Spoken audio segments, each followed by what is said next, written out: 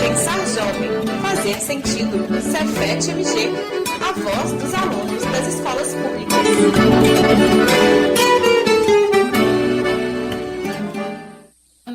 Mais uma edição do Pensar Jovem Fazer Sentido aqui no nosso programa Pensar Educação, Pensar o Brasil. Então vou chamar uma das minhas companheiras nesta noite de segunda, a Bárbara Veloso. Muito boa noite, Bárbara. Boa noite, Yolanda. Boa noite, ouvintes da Rádio FMG Educativa. No programa de hoje vamos falar sobre cultura pop e educação. Essa edição foi produzida por mim, Bárbara Veloso, pela estudante Isabelle Teotônio e pelos professores Juliana Moreira e Rafael Santos. Todos nós fazemos parte do programa de extensão Pensar Jovem Fazer Sentido, do Cefet-MG. Alguns de vocês podem estar se perguntando, o que é cultura pop? Chamamos de cultura pop os fenômenos culturais ligados ao consumo de massa. Entram nessa categoria novelas, filmes, séries, memes, jogos, quadrinhos e videoclipes. Enfim, estamos falando de diversos tipos de manifestações artísticas que são elaboradas para o consumo popular em massa, ou seja, com grande alcance populacional. No programa de hoje, vamos discutir como a cultura pop tem a contribuir com a cultura escolar. Não é mesmo, Isabelle? Bárbara. O uso de produtos culturais tem muito a contribuir com a nossa educação. Por isso, neste programa, falaremos sobre os eventos de cultura pop nas escolas e como o uso de jogos, por exemplo, pode ser uma ferramenta muito útil na aprendizagem dos alunos da educação básica. Outra ferramenta e importante produto cultural no nosso país é a telenovela. Por ter um repertório comum, uma linguagem de fácil acesso e pontos de realidade parecidos com a vivência popular, as novelas alcançam grandes públicos. Assim, ela também pode dialogar com vários âmbitos sociais simultaneamente e ser uma forma de auxílio nas escolas para debater assuntos diversos. Mas o que será que os estudantes da educação pública acham? As novelas e outros produtos culturais têm o poder de ajudar a construir a nossa percepção a partir das características de uma sociedade imaginária? A cultura escolar deve negar o que foi produzido pela cultura pop ou deve dialogar com ela? Como fazer esse diálogo? Para debater esses questionamentos, o estudante Heitor Marcílio, aluno do Instituto Federal de Ouro Preto, vai entrevistar os colegas Tiago Assis e Mariane Amorim e contar para a gente como foi a experiência de ver novelas no ambiente escolar. Boa tarde a todos, meu nome é Heitor, eu sou aluno do terceiro ano no curso de automação no IFMG Campus Ouro Preto. Eu gostaria primeiramente de agradecer a oportunidade de estar vindo aqui fazer essas entrevistas, remotamente, é claro, seguindo as recomendações de isolamento social. E a primeira pessoa a ser entrevistada é o Tiago, ele é aluno do segundo ano de mineração no IFMG Campus Ouro Preto. Boa tarde, Tiago. Qual a importância e o significado das novelas na sua vida e na de sua família? Boa tarde, Heitor. E respondendo à primeira pergunta, novelas sempre estiveram presentes na minha vida. Acho que desde sempre eu posso dizer que assisto muitas novelas, principalmente por influência do meu pai, da minha mãe e da minha avó. E eu posso dizer que novelas têm muito significado e acho que importância para muitas pessoas. Eu acho que a gente aprende muito com novelas de diferentes formas, principalmente como o assunto em si é tratado em cada novela. Como, por exemplo, novelas que são passadas em horários mais cedo, tipo 6 horas. Eles não vão explorar tanto o assunto, mas a gente consegue ir pegando informações. Agora, novelas com horários mais tardes, como 10 horas da noite, explora mais um assunto de um jeito mais forte, realista. E eu acho que dá para pegar muitas informações com todo tipo de novela. Com certeza, as novelas são um recurso importantíssimo para a construção cultural de um país, e seja novela de época, que vai trazer para a gente o cotidiano, vai trazer alguns dados históricos, ou mesmo novelas atuais, que vai trazer críticas para a gente, seja da sociedade, seja política. Com certeza é uma fonte cultural extremamente rica.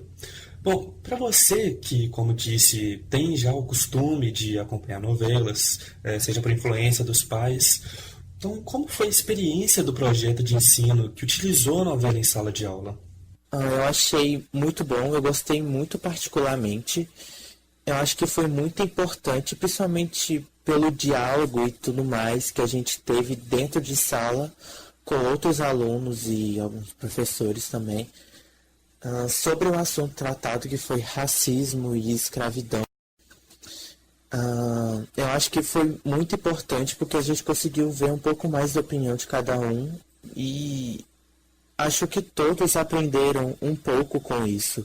Eu aprendi bastante e eu acho que falar sobre essas questões são bastante essenciais, principalmente hoje em dia com o que está acontecendo no mundo. Eu acho que eu aprendi bastante, com certeza, talvez sem eu ouvir a opinião de outras pessoas e ver o que eu poderia estar falando de errado, eu não teria a mentalidade que eu tenho agora, porque eu acho que eu aprendi bastante com o projeto. E essa foi a entrevista com o Thiago, do 2º ano de mineração do IFMG Campus Ouro Preto. Muito obrigado, Thiago, pela participação. Vamos ouvir agora a opinião de outro estudante. Estamos aqui com a Mariane, do 2º ano de mineração, também do IFMG Campus Ouro Preto. Boa tarde, Mariane. Qual é a sua impressão sobre os impactos das novelas, sobre a percepção que a gente tem sobre a história do Brasil? Eu acredito que não somente as novelas, mas as mídias como um todo podem influenciar como nós vemos o mundo. E tem uma novela bem recente, acho que se não me engano, As Aventuras de Poliana, que era um diálogo entre uma aluna e uma professora. E a professora pergunta algo do tipo: você sabe de quem é a culpa do racismo? E a aluna responde: dos racistas. E sim, ela estava certa. E a professora vai e responde: não, é tudo da nossa cabeça, algo assim. Então, as novelas e as mídias não influenciam somente na história do Brasil, mas também nos problemas atuais do Brasil, sabe? Ainda mais nessa questão de racismo, que, entre aspas, é uma herança de 500 anos de escravidão, de 500 anos de margem que essas pessoas pretas estão sofrem até hoje. Acho que a mídia pode sim manusear, principalmente crianças assim que estão numa fase ainda de construir sua concepção de mundo, suas percepções e tudo mais, que as mídias podem sim manipular, manusear elas a pensarem de acordo como elas querem. E, obviamente, podem manipular e manipulam sim sobre a história do Brasil. Como ocorreu na novela que a gente assistiu no projeto da Escravizaura, que eles manipularam, assim, mostrando que foram os homens brancos de bem que libertaram os escravos, que foi dado para eles a liberdade, e não que eles batalharam, entende? Sim, com certeza não dá para nos influenciarmos apenas por um meio de comunicação. É sempre necessário buscar em diversas fontes de informação para formar uma opinião sobre algum assunto. E após passar por esse projeto de ensino, seu olhar sobre as novelas em geral, ele mudou? Que mudança foi essa, se é que houve? Sim, houve uma mudança. Quando eu assisti alguns capítulos daquelas 2 novelas e depois de ler os artigos, nós discutimos nas reuniões, ainda mais com as novelas apresentando o homem branco como o bom salvador dos escravos, né? Entre aspas, assim. Eu comecei a pensar o qual eu não era manipulada quando mais nova, enquanto assistia não somente novelas, mas filmes e séries, e também me alertou mais. Apesar de já ter essa consciência, me alertou para sempre pensar enquanto eu estiver lendo um livro, assistindo uma novela, assistindo um filme, uma série, assim, para não confiar somente em uma fonte, como você disse, mas também procurar outras fontes, entende? Para não ser manuseada, pensar de uma só maneira. E essa foi a entrevista com a Mariane, do 2º ano de mineração do IFMG Campus Ouro Preto. Muito obrigado, Mariane. Viu aí os alunos do IFMG Ouro Preto falando dessa experiência com as novelas. Agora nós vamos com a primeira música desta segunda-feira, que veio do Pensar Jovem Fazer Sentido, Negrível com Nagô, participação de Jaqueline Lucy e Blues. Outro novo continente, avulso da realidade, tomado, construído à força e na forca, propositalmente não reconhecido, perdido e silenciado, sistematicamente pelo Estado falho. Aqui é só RDG. Eu sou negrível. Você também é. Ser feliz a quem diz é impossível.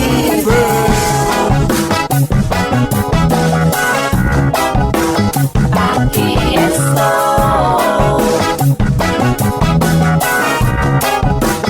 eu sou negrível. Vem comigo. Ser feliz a quem diz é impossível.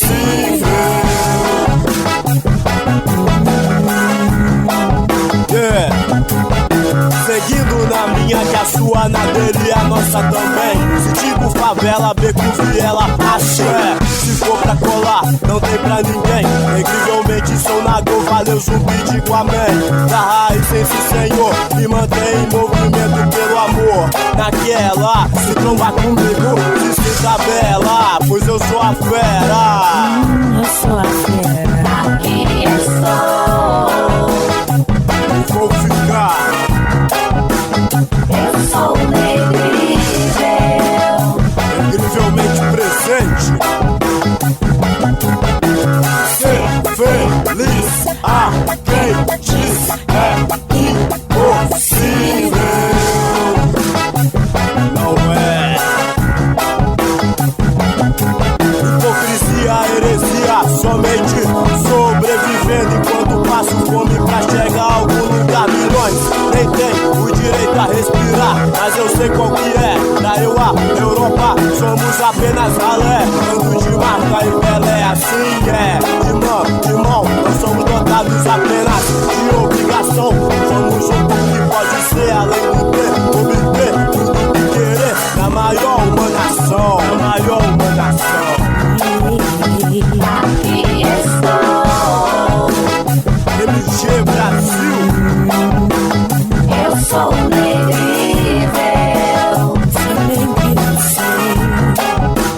Aqui estou.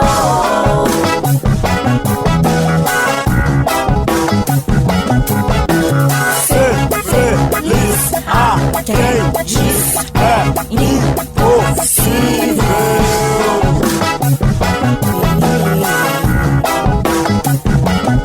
Nada invisível ou intransponível, inacessível ou escondido. Ancoragem no passado, navio lotado, ônibus também enegrecida, adoecido, capital ou drogas sem refém. Desconforto é homicida, o meio assassino, terra vista. Aqui estou.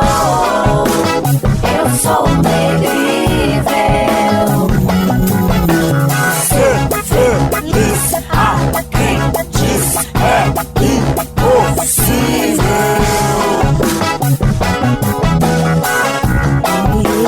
Aqui estou. E vou ficar. Eu sou negrível.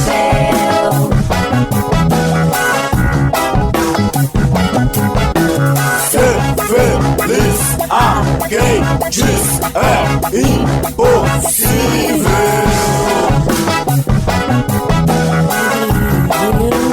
Aqui estou.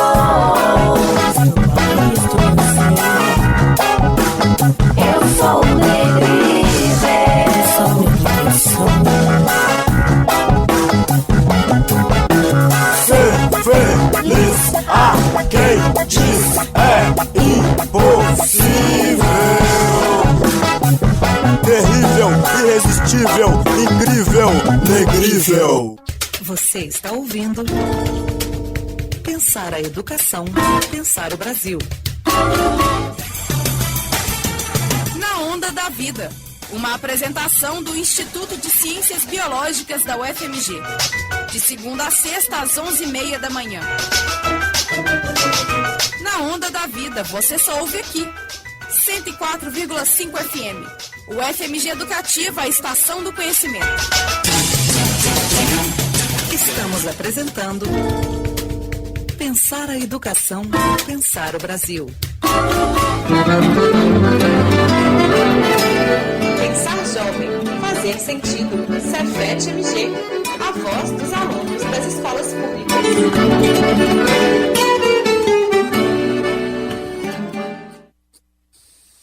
Agora, às 20 minutos, estamos de volta com o Pensar Educação, Pensar o Brasil e de volta com o Pensar Jovem, Fazer Sentido. E quem volta comigo neste bloco é a Bárbara, né, Bárbara? É isso mesmo. Bom, Yolanda, nesse bloco vamos falar um pouco do Cefet-Com. Em 2019, na cidade de Divinópolis, vários estudantes do ensino médio, sob a supervisão do professor Flávio Giarola, abriram campus do Cefet-MG para toda a comunidade externa. O evento foi voltado para quem gosta de quadrinhos, animes, séries, filmes de ficção científica, games de tabuleiro, de PC ou de computadores. Muitas pessoas foram vestidas de seus personagens favoritos de jogos e de animes. Outras foram apenas para aproveitar os laboratórios de informática que estavam abertos para jogar online. Mas todos estavam lá para confraternizar com os amigos e colegas de dentro e de fora da comunidade escolar. Estava tudo planejado para o evento se repetir neste ano. Contudo, com a pandemia do Covid-19, a organização do evento não tem certeza se será possível realizar novamente a Comic Con Cefet de Divinópolis. Conversamos com os organizadores e participantes para sabermos um pouco mais sobre como foi o evento e como a chamada cultura nerd ou cultura geek pode contribuir com a qualidade dos estudantes. Vamos lá? O professor Flávio vai falar um pouco sobre como foi o evento. O Cefet-Com, ele foi inspirado na Comic Con. A Comic Con é um evento que ocorre em San Diego. A primeira edição dela foi em 1970 e a partir daí ela começou a incentivar outros no mundo todo. Aqui no Brasil, o mais famoso é a CCXP, que ocorre em São Paulo uma vez por ano. Essas Comic Cons, elas são um momento de interação e de encontro da cultura pop. No começo, ela era um canal para unir pessoas que gostavam de fazer cosplay, por exemplo, admiradores de quadrinho, fãs de cinema. E ela foi ganhando uma dimensão muito maior, né? Porque as Comic Cons hoje, elas são empreendimentos até financeiros, porque as grandes empresas, produtoras de filme, de cinema, as grandes empresas produtoras de quadrinho, games, elas fazem questão de estar presente nas Comic Cons pelo mundo, artistas famosos vão e tal. Mas no começo dessas Comic Cons, elas eram mesmo um espaço para reunir um grupo que na década de 70 nem tinha a visibilidade que tem hoje, que era um grupo chamado Geek. Então, quando foi pensado o Cefet-Com no Cefet de Divinópolis, foi para tentar fazer uma versão dessas primeiras Comic Cons, no sentido de fazer do Cefet um espaço de interação dos geeks da cidade de Divinópolis. E aí a ideia foi, então, atrair pessoas que faziam cosplay, promover competição de jogos, promover exposição de quadrinhos. Também a gente trouxe estandes de algumas empresas aqui da região. Então a nossa inspiração foi exatamente essas Comic Cons gigantes, mas numa tentativa de trazer raiz dela mesmo, porque não tinha como fazer Divinópolis um evento do tamanho que é a CCXP, por exemplo, em São Paulo, que é gigantesca, mas que fosse também um espaço onde a cultura geek de Divinópolis pudesse interagir, levando em consideração que hoje a gente tem um cenário muito forte dos geeks no mundo inteiro. que geram dinheiro também, né, na compra de produtos, desde videogames, quadrinhos, do consumo de ingresso de cinema, mas que também tem um modo de vida próprio, um modo de vida cultural, a gente poderia chamar hoje de tribos urbanas, né? E que tem crescido muito, só de a gente ver o sucesso que faz, por exemplo, filmes como Vingadores, então já saiu também de um grupo restrito, mas tem um grupo muito fechado, mas que tem ganhado cada vez mais adeptos fora, e a ideia então foi essa. Bárbara. Muito interessante, Yolanda. Agora vamos ouvir a percepção dos alunos, Júlia Rodrigues e Caio Correia. Eles são alunos do Cefet Campus de Divinópolis e vão nos contar sobre sua experiência nesse evento. Boa noite, ouvintes da Rádio FMG. Eu sou o Caio Correia e, para mim, a Comic Con é um evento que já pode ser considerado tradicional da cultura geek, nerd. A gente pensou o Cefet Con com essa essência de trazer esse mundo nerd para o Cefet. Isso é um descanso da rotina. Durante o evento aconteceu muitas atividades, mas o maior destaque foi o Museu do Videogame, que a gente fez uma área com todos os videogames. A gente ia desde o Atari 2600 até um PlayStation 4. E os campeonatos de videogame também foram bem impactantes no evento, que houveram muitos. E o concurso de cosplay, que a grande maioria foi de animes e filmes, mas o do Michael Jackson chamou bastante atenção, por ser bem diferente do geral. Acho que o principal motivo das pessoas se vestirem a caráter de seus personagens de jogos e animes e bandas favoritas além de prestar uma homenagem, chamar a atenção das pessoas para aquilo que você gosta. Meio que se você se veste e chama a atenção das outras pessoas, você acaba trazendo mais público e disseminando aquilo que você gosta. Bom, uma dica para quem quer fazer um evento nesse estilo é tentar chamar o máximo de pessoas possíveis para te ajudar, para que a estrutura seja bem feita e com mais facilidade. Tentar conseguir um patrocínio para equipamentos, chamar uma empresa de jogos da sua cidade, por exemplo, em troco de divulgação, seria uma boa ideia também, e caprichar na divulgação do evento, para ter um grande alcance e assim fazer ele ser muito bem. Eventos como o Cefetcon são ótimos, porque além de desviar um pouco do ambiente cansativo do estudo, ainda ajuda no aprendizado, além de convencional. Por exemplo, foi um estúdio de produção de jogos no evento que a gente fez aqui em Divinópolis, que acabou mostrando para muita gente da área de TI, por exemplo, que existem muitas áreas dentro desse mercado, como de produção de jogos e essas coisas. E aí você acaba vendo um lado de uma coisa que você gosta e acaba que você não conhecia. Ei pessoal, meu nome é Júlia Rodrigues e eu sou aluna do 2º ano de produção de moda do Cefet de Divinópolis. E eu vim contar um pouquinho para vocês de como foi a experiência e o que rolou no Cefetcon de 2019. E basicamente o que a gente teve foi campeonatos de jogos diversos, tipo Mortal Kombat, LoL, Counter-Strike, no caso que é CS, Just Dance.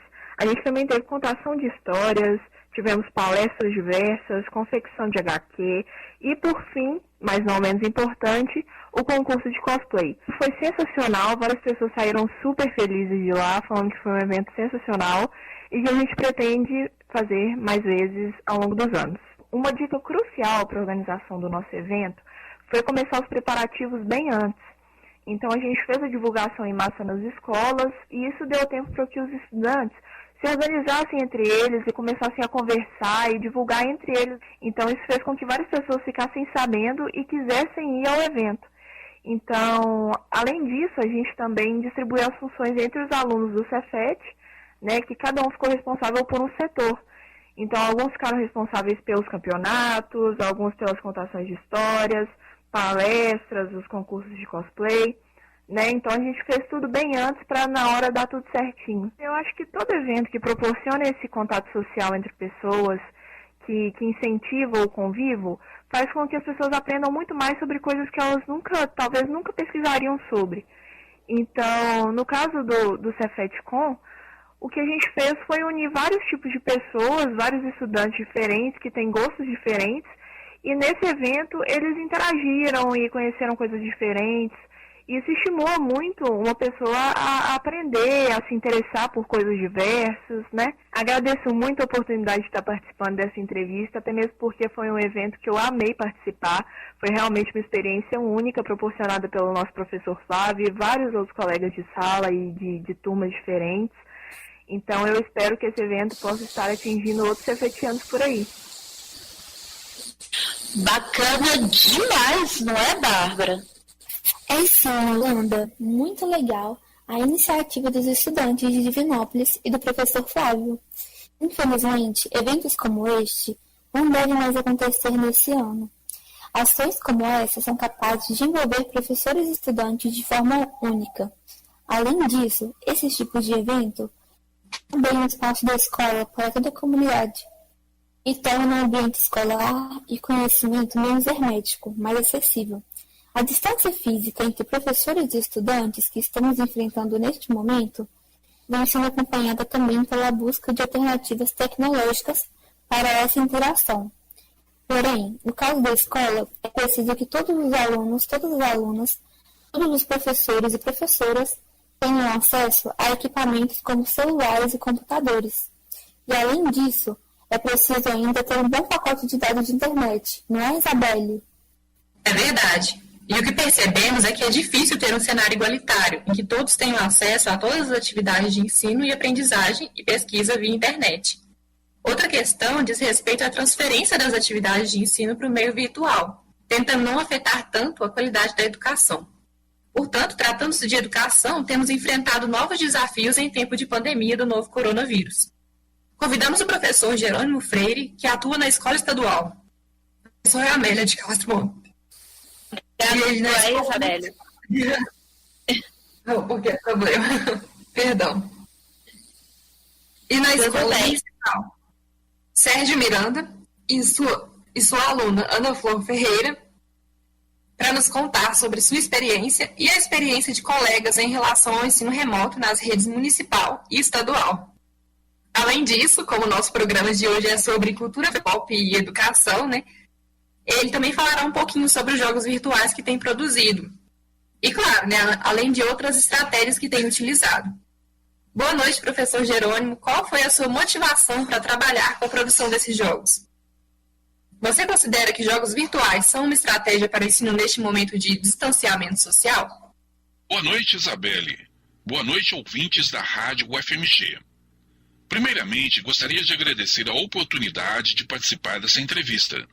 Então, respondendo sua pergunta, recentemente fiz uma pesquisa para saber dos professores quais as dificuldades enfrentadas por seus alunos para participarem das aulas à distância, na intenção de aprimorar a plataforma de atividades online que estou desenvolvendo.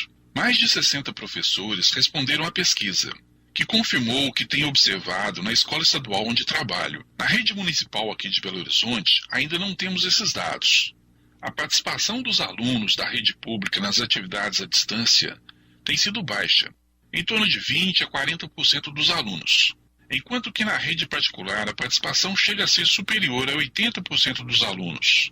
Apesar do grande esforço por parte dos professores, enviamos atividades semanalmente, criamos grupos de WhatsApp, e-mail, salas de aula no Classroom, postamos videoaulas no YouTube, e mesmo assim a participação dos alunos da rede pública é baixa. E olha que interessante, uma pesquisa da Fundação Getúlio Vargas no final de 2017 revelou que nesse período o país possuía um smartphone por habitante. E nesse mesmo ano, uma outra pesquisa realizada pelo IBGE revela que entre os usuários de internet, 97% destes, de 10 anos ou mais, acessam a internet através do smartphone. Então, ferramenta para acessar a internet existe. E por que a participação dos estudantes das escolas públicas tem sido baixa? Como você mesma lembrou, para acessar a internet, não basta um aparelho, é necessário um bom pacote de dados.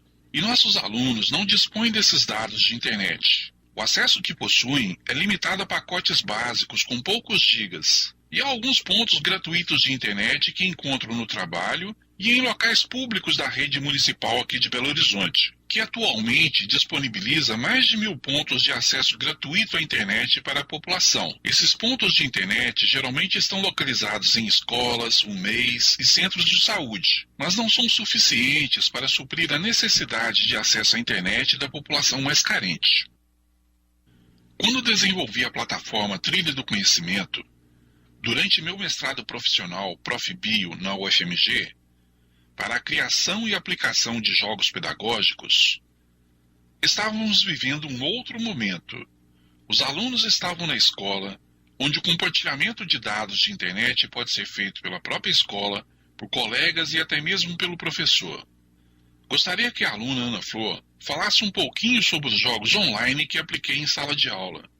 Olá, o meu nome é Ana Flor, eu sou aluna do professor Jerônimo no ensino médio e a experiência dos jogos dele foi muito boa porque ele desenvolveu tudo de uma forma bem lúdica e interligada com a internet. Isso é bom e também foi desenvolvido com grupos de nossa escolha dentro de sala de aula. E com os grupos de nossa preferência, a gente tem ali uma relação bem melhor com o jogo. Então foi muito bom. Como podemos perceber pela fala da aluna Ana Flor, os jogos pedagógicos são uma boa opção, porque o estudante aprende brincando. E é possível observar uma motivação grande pelos estudos por parte dos alunos que participam dos jogos. Mas no cenário atual, para os estudantes de escolas públicas, os jogos pedagógicos se tornam inacessíveis devido à escassez de dados de internet. Os alunos precisam optar pelo que vão acessar. Então tive que buscar novas estratégias. Procurei usar os formulários do Google para postar atividades para meus alunos. Mas não surtiu tanto efeito assim, pois quando o aluno inicia uma atividade, ele tem que concluí-la. Se tiver algum problema com conexão, pode acabar perdendo tudo o que fez, e isso é desmotivador. Pensando nisso, tive a ideia de criar uma plataforma na qual o aluno possa fazer suas atividades, onde quiser e como quiser, dentro do seu tempo. Ou seja, ele pode começar a fazer uma atividade agora, parar e continuar amanhã, partindo do ponto em que parou. Ana Flor, você pode dar sua opinião sobre essa plataforma? O problema do Google Classroom é que quando a gente está no meio de uma atividade, se por acaso houver uma queda de internet ou uma queda de sinal de rede, as atividades são totalmente deletadas e a gente tem que reiniciar. Na escola, na rede, não. A gente consegue manter as coisas que a gente já respondeu, porque o aplicativo em si salva e quando a internet retorna, a gente pode continuar ali de onde parou. Então isso é uma ótima vantagem, bem mais prático. Mas não observei só o lado do estudante. Pensei no professor. Afinal, também sou professor. A plataforma oferece um sistema diferenciado de correção de atividades, não encontrado em nenhuma outra. Além de organizar os dados dos estudantes de forma fácil para o professor. Isso poupa tempo. E tempo é o que não temos nesse período de pandemia. Estamos trabalhando muito mais do que trabalhávamos anteriormente. Isabelle, gostaria de terminar essa entrevista fazendo uma reflexão, se me permite. O governo federal gastou aproximadamente 880 milhões com o Programa Nacional do Livro Didático do Ensino Médio em 2018. Se o governo passar a investir em distribuição de internet no país, poderá reduzir esse valor, passando a usar e-books, que além de custarem muito menos que um livro impresso em papel, não causam desmatamento. Sou Jerônimo e a gente vai para mais intervalo ao som de Plataforma Divino Amaral e daqui a pouco a gente volta com mais Pensar Jovem, Fazer Sentido no Pensar Educação, Pensar Brasil.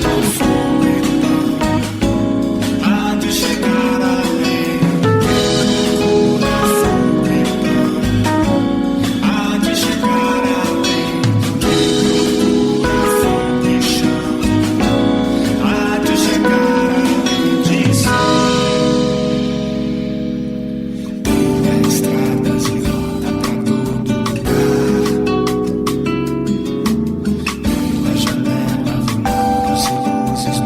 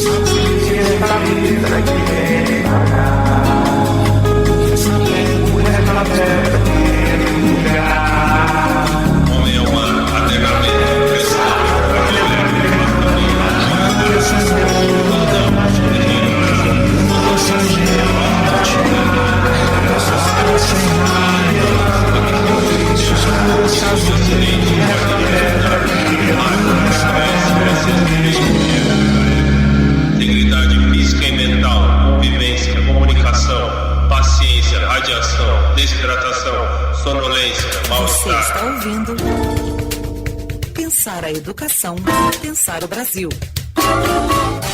Você está ouvindo o ZYX414, o FMG Educativa, FM 104,5 MHz. Estamos apresentando Pensar a Educação, Pensar o Brasil. Pensar jovem, fazer sentido.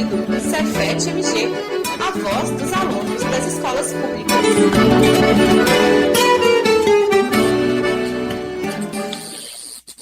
Agora, 8h44 e nós voltamos para o último bloco do Pensar Jovem Fazer Sentido nesta segunda-feira. E volto com a Bárbara, não é? Isso mesmo. Bom, retornando ao tema do nosso programa, outra iniciativa que diz respeito à produção de jogos que pode contribuir para o ensino remoto vem sendo realizada sobre a orientação do professor Rodolfo Maximiano, do Cefet Contagem. Ele orienta um grupo de alunos do curso técnico de informática que trabalham com a produção e programação de jogos pedagógicos. Vamos entrevistar o aluno Pedro Santos, a aluna Letícia Campos, que fazem parte desse grupo, e também o aluno Lucas Russo, que já participou do projeto e que atualmente trabalha em um projeto pessoal de produção de jogos. Conta pra gente, Letícia, quais os tipos de jogos que você gosta de jogar atualmente? Então, eu sempre gostei de jogos que fossem mais racionais, e isso permanece até hoje. Meu estilo favorito são os de resolução de puzzles e de diversos níveis com desafios diferentes. Dois que eu gosto muito são Unravel e Ori and the Blind Forest. Ambos são nesse estilo que eu falei, plataforma 2D, mais ou menos tipo Mario. No Unravel, você controla um personagem que é um novelo de lã, daí você usa as linhas que desenrolam dele para resolver os puzzles. Já no Ori and the Blind Forest, você controla dois personagens. É o Ori, um guardião que tem habilidades de locomoção simples, como pular e escalar, e um outro que se chama Zain, que atira chamas e destrói os inimigos e os obstáculos. E aí você enfrenta todos os desafios oferecidos pelo jogo. Legal demais, Letícia. E você, Lucas? Então, Bárbara, primeiramente boa noite. E atualmente eu gosto de jogar jogos mais voltados para o single player, né? Jogos que você joga sozinho. Não sou muito chegado ao multiplayer, além de que eu sou bem ruim nesse estilo de jogos. Eu gosto muito mais de jogos com que narrativo, com foco na construção da história, relação dos personagens, trilha sonora. Eles prendem mais a minha atenção do que outros estilos de jogos. Para citar alguns exemplos, eu gostaria de falar a minha lista dos melhores jogos, na minha opinião, que são o The Last of Us, o Uncharted 4 e o The Legend of Zelda Breath of the Wild. O The Last of Us é um mundo pós-apocalíptico, que você tem que resolver puzzles e cuidar de uma menina órfã. O Uncharted 4 é um jogo histórico e que você tem que explora templos antigos. E o The Legend of Zelda é um jogo RPG, mundo aberto, você constrói coisas e etc. Para mim, esses jogos eles são verdadeiras obras de arte, assim, tanto pela trilha sonora quanto pela história, ambientação, gráficos. São jogos muito bem produzidos e que prendem muito a atenção de quem está jogando. Para quem tiver oportunidade, eu recomendo muito jogar. Muito legal. Pedro, o que despertou seu interesse para a criação e programação de game design de jogos digitais? Bom, desde criança eu jogo videogames e por isso eu sempre fui apaixonada pelos jogos. Mas o que realmente me chamou a atenção foi a diversidade de criação dentro deles. Quando você está desenvolvendo um jogo, é preciso que sua imaginação a todo momento funcione, já que o que fará o jogo ser divertido e contagiante é a diversão trazida por ele. E essa diversão é vista nas histórias e na novidade. Então, por isso, qualquer tema pode virar um jogo. E isso me fascina, porque não te deixa preso a uma só ideia, e sim a várias. Que legal! E para você, Letícia, interesse para a criação e programação de game design de jogos digitais? O meu interesse de produzir jogos, ele veio mesmo depois que eu tive uma maior profundidade na área, depois que eu entrei no curso de informática, E isso foi só somado a um meu gosto particular que eu sempre tive por gráficos de design. Letícia, a programação e produção de jogos durante muito tempo vem sendo um espaço muito masculino, mas as meninas estão vindo aos poucos ganhando protagonismo nessa área, não é mesmo? Então, fale pra gente sobre os desafios e sobre a importância de as meninas ocuparem cada vez mais esse espaço. Sim, as meninas vêm ganhando protagonismo e tornando a área cada vez mais democrática. O maior desafio enfrentado, na minha opinião, é o preconceito com meninas que jogam. Ele ocorre por causa de estereótipos que são já implantados na sociedade e acabam refletindo, inclusive na área de desenvolvimento especificamente. Eu acho que é cada vez mais importante as meninas ocuparem essa área, porque assim fica mais popular dentro do próprio público feminino, fazendo com que as meninas ingressem cada vez mais nessa área e se identifiquem. É verdade, muito importante. Lucas, fala um pouco sobre a criação e programação de jogos. Quais conhecimentos são necessários para essa atividade? E qual tipo de jogos você está produzindo? Então, eu acho que se existe uma palavra que descreve o processo de criação de jogos e a programação no geral, a palavra é paciência. Porque tem que ter muita paciência para lidar com os problemas que a programação traz e a lógica que será utilizada. Eu acho que se não tiver a paz de espírito, acaba desistindo do projeto. Como já dito, no Cefet Contagem há um grupo de pesquisa engajado na produção de jogos, né? Eu fiz parte desse grupo em 2018, quando entrei na instituição, e isso despertou muito meu interesse na área. Até cheguei a apresentar um projeto em uma das feiras científicas do Cefet. Hoje eu estou trabalhando num projeto mais pessoal, não está ligado à instituição. Eu estou produzindo um jogo de celular voltado para o público nerd e eu pretendo disponibilizar esse jogo para Android e iOS logo logo. Eu acredito que para começar a produzir jogos, antes de tudo a pessoa tem que ter curiosidade com assuntos de tecnologia, porque vai precisar ler muito sobre isso, sobre documentação e estar antenado ao mercado e às novas tecnologias. E em relação aos conhecimentos mais técnicos, para começar nessa área, é bom ter uma base em lógica de programação, já conseguir resolver algumas coisas utilizando alguma linguagem, e no paradigma de orientação a objeto, que é um assunto muito importante para quem quer começar a desenvolver jogos. Nossa, programação é paciência mesmo. Pedro, como você acha que esses games podem motivar os alunos nos estudos? De forma geral, por que você acredita que os jogos podem contribuir para melhorar a qualidade do ensino nas escolas? O intuito, quando está na etapa de criação de um jogo, é trazer para o jogador uma experiência divertida e uma história interessante para que esse se interesse e fique horas jogando. Mas além disso, também há uma preocupação em trazer algum tipo de conhecimento para ele. Então, de forma involuntária, o jogador acaba sobre o tema abordado no jogo, ganhando conhecimento.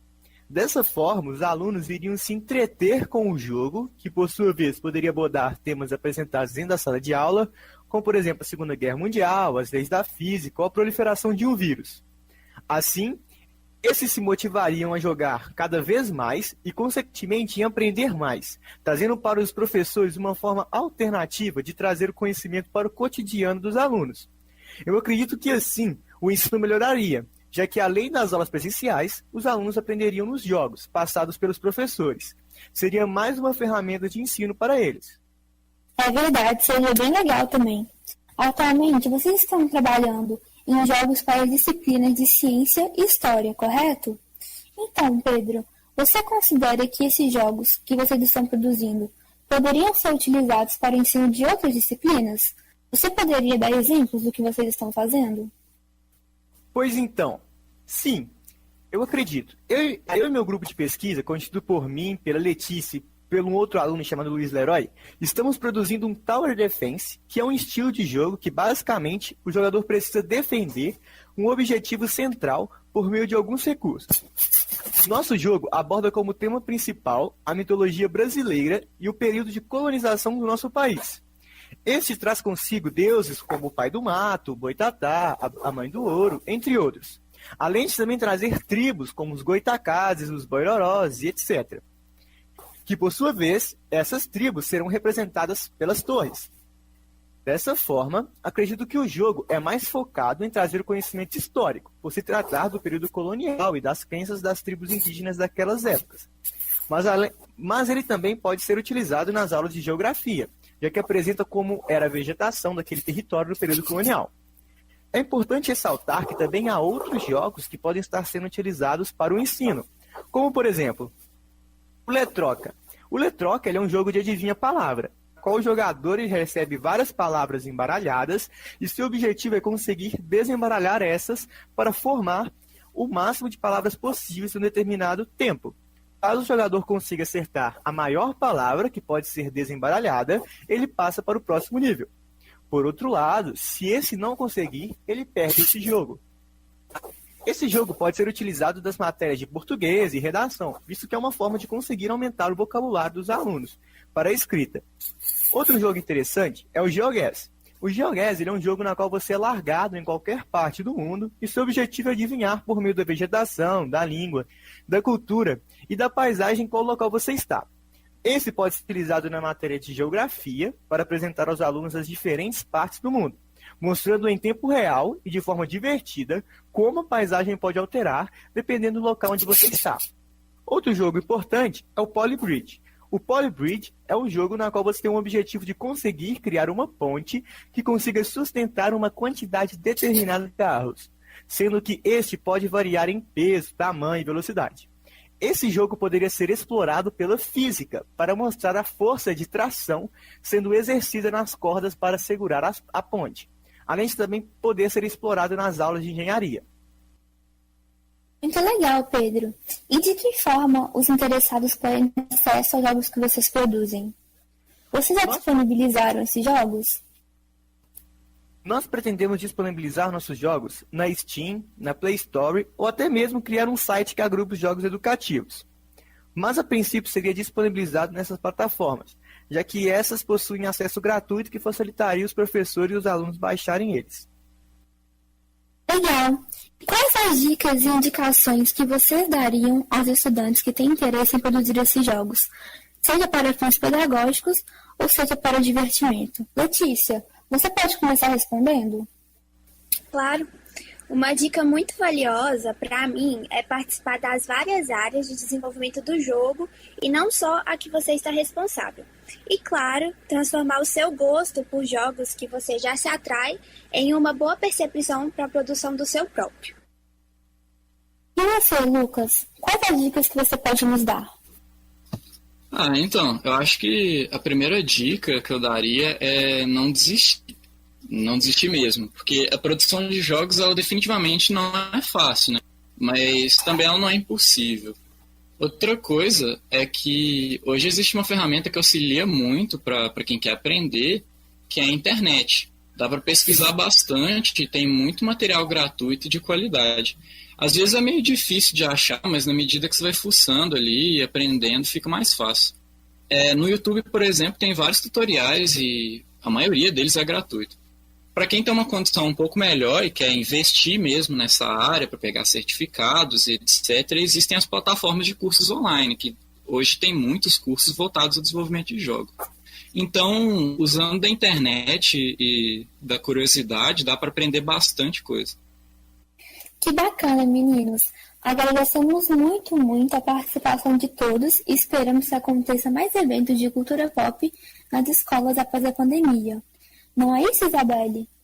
Com certeza. Nas nossas redes sociais, lançamos uma enquete e perguntamos aos estudantes se eles achavam possível aprender com jogos. Uma das respostas nos chamou a atenção. A Sabrina Gomes disse, abre aspas, jogar me abriu portas para inúmeros mundos imaginários, de uma forma tão tocante que nenhuma outra mídia conseguiu. Por mais que eu ame ler, assistir filmes e afins, nenhuma dessas mídias supera a sensação de criar um personagem seu, de pensar em toda uma história anterior ao jogo e imaginar como, onde e por que ele está ali tomando aquela decisão X ou Y. E fora que a proficiência na língua estrangeira, que virou a minha profissão, veio pelos games, tanto para mim quanto para tantos amigos que compartilharam horas e horas jogadas nesses mundos imaginários. Os games renderam uma profissão, um TCC, um mestrado e um doutorado a caminho. Então, para mim, sem sombra de dúvidas, os games foram grandes professores. Fecha aspas. E aí, pessoal, vocês também acham que os jogos e a aprendizagem têm tudo a ver? Conte pra gente nas nossas redes sociais e compartilhe os projetos que estão sendo desenvolvidos nas suas escolas. O Pensar Jovem Fazer Sentido convida vocês, alunos de escolas públicas, a participarem dos nossos debates, nos quais vocês são os protagonistas. Nosso Instagram é o @PensarJovemCefetMG. No Twitter somos o Pensar Jovem e no Facebook vocês também podem seguir a nossa página, Pensar Jovem Fazer Sentido. Todas as informações de como nos enviar suas propostas de participação para esse programa estão lá. Até mais. Obrigada, meninas. Muito obrigada a todos os presentes nessa segunda-feira ao Pensar Jovem Fazer Sentido, que mais uma vez está com a gente aqui no Pensar Brasil.